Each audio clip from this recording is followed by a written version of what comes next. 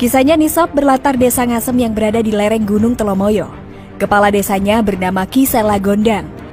Waktu itu ada acara merti desa. Namun ada satu syarat agar acara bisa berlangsung lancar tanpa halangan, yaitu sarana pusaka untuk tolak bala. Ki Sela meminta putrinya Endang Sawitri untuk meminjam pusaka milik sahabatnya bernama Ki Hajar Salokantara. Endang pun berangkat menuju ke padepokan Ki Hajar. Saat Endang mendapatkan pinjaman keris, Ki Hajar berpesan agar jangan sekali-sekali menaruh keris ini di pangkuan. Nah, saat perjalanan pulang Sob, Endang Sawitri beristirahat di bawah pohon dan karena lelah ia pun mengantuk lalu tidur. Namun tanpa sengaja ia menaruh pusaka di pangkuannya dan keris itu pun tiba-tiba lenyap. Endang Sawitri sangat panik dan segera meneruskan perjalanan pulang dan menemui ayahandanya. Ia minta maaf atas kelalaiannya ini. Ki Hajar coba menenangkan putrinya. Setelah keadaan mulai bisa teratasi, Ki Sela kemudian menemui Ki Hajar Salokantara untuk menyampaikan permohonan maaf atas kesalahan yang telah dibuat oleh putrinya.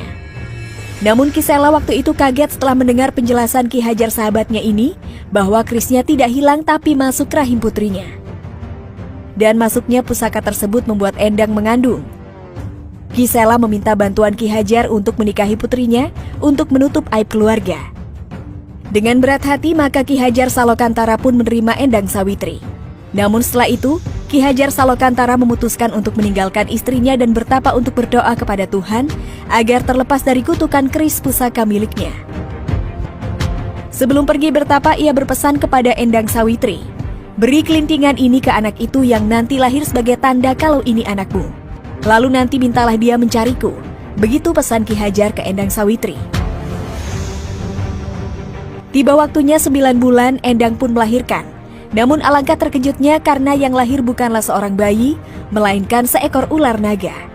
Dan anehnya ular itu pun bisa berbicara layaknya manusia. Lalu dinamailah ular itu Baru Klinting. Waktu terus berjalan, saat Baru Klinting menginjak remaja ia pun menanyakan tentang ayahnya. Endang merasa ini waktunya ia meminta anaknya untuk mencari Ki Hajar Salokantara yang bertapa di Gunung Telomoyo.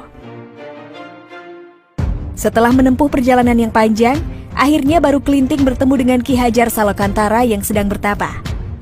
Ia menunjukkan kelintingan yang ia pakai sebagai bukti. Namun Ki Hajar minta satu bukti lagi. Ia meminta Baru Klinting untuk sanggup melingkari Gunung Telomoyo. Baru Klinting pun melakukan usaha keras melingkari Gunung Telomoyo dengan tubuhnya. Ia pun berhasil setelah menjulurkan lidahnya untuk menyambung antara ekor dan kepalanya. Ki Hajar pun mengakui bahwa Baru Klinting adalah anaknya. Selanjutnya Ki Hajar Salokantara menyuruh Baru Klinting untuk bertapa kembali di Gunung Telomoyo agar dia terlepas dari kutukan pusaka sakti itu. Suatu saat di sebuah permukiman bernama Desa Patok, warga akan menggelar acara merti desa. Warga pun berburu binatang ke hutan untuk dijadikan hidangan. Saat beristirahat, salah satu dari mereka menancapkan golok pada sebatang kayu berlumut. Namun ia terkejut karena apa yang ia kira batang kayu itu mengeluarkan darah. Setelah diteliti ternyata itu ular besar.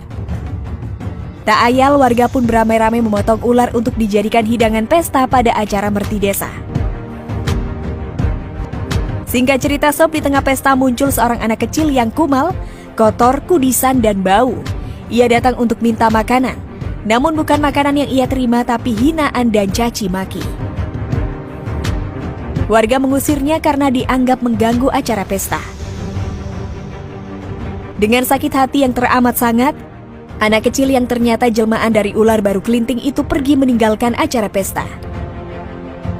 Di tepi hutan ia kemudian menemukan rumah yang dihuni seorang nenek tua yang tinggal sendirian. Baru Klinting pun diberi makan dan dirawat oleh si nenek. Setelah itu ia juga diminta tinggal di rumah itu, namun Baru Klinting menolaknya. Sebelum pergi, Baru Klinting berpesan pada Nyi Lantung, jika nanti ada suara kentongan dan ada banjir, ia meminta si nenek untuk naik lesung sebagai perahu. Baru Klinting kembali masuk ke Desa Patok dan mendatangi pesta warga. Bisa ditebak, warga pun kembali menghardiknya. Kali ini Baru Klinting tidak tinggal diam. Ia menancapkan sebatang lidi ke tanah.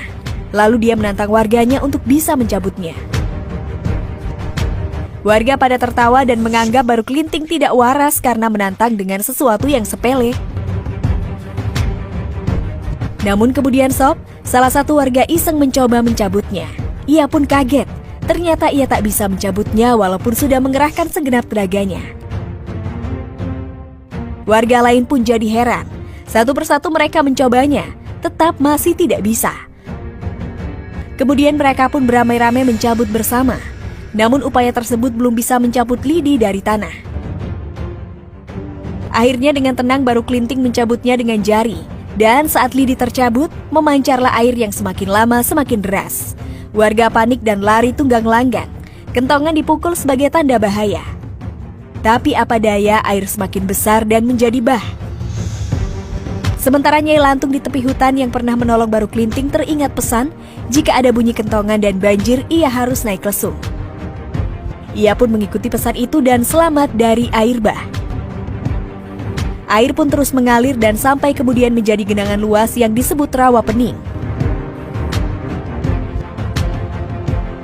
Selain itu Sob, di atas danau seluas 2.670 hektar ini terdapat 3 buah jembatan besar. Yang pertama adalah jembatan utama yang berada di Jalan Raya Solo Semarang. Yang kedua adalah jembatan yang letaknya di antara jembatan utama dan bendungan. Lalu yang terakhir adalah jembatan rel kereta api Ambarawa Tuntang yang merupakan peninggalan Belanda. Menurut orang-orang pintar Sob, ada 3 kerajaan makhluk halus yang berdiri di sekitar Rawa Pening. Kerajaan pertama letaknya di sekitar danau yang ada di Rawa Pening. Kemudian kerajaan makhluk halus yang kedua bertempat di antara jembatan utama dan jembatan rel kereta api. Selanjutnya kerajaan terakhir ini berdiri di antara jembatan kedua. Belum ada yang pernah membuktikan misteri Rawa Pening yang satu ini Sob. Namun banyak orang yang mengaitkan tragedi kecelakaan atau orang tenggelam di Rawa Pening karena ulah penghuni kerajaan makhluk halus ini.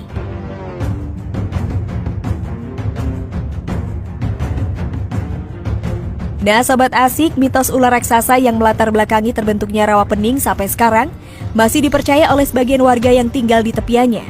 Bahkan nih Sob, menurut cerita beberapa warga yang mencari ikan, kadang ada yang melihat kemunculan ular besar di tengah rawa. Tapi menurut mereka, ular tersebut hanya sekedar lewat lalu masuk lagi ke dalam air. Warga tidak berani mengusik ular tersebut karena teringat dengan legenda Baru Kelinting. Nah, bagaimana menurut pendapat kalian Sob? Jangan lupa untuk tulis komentar kalian di bawah ini.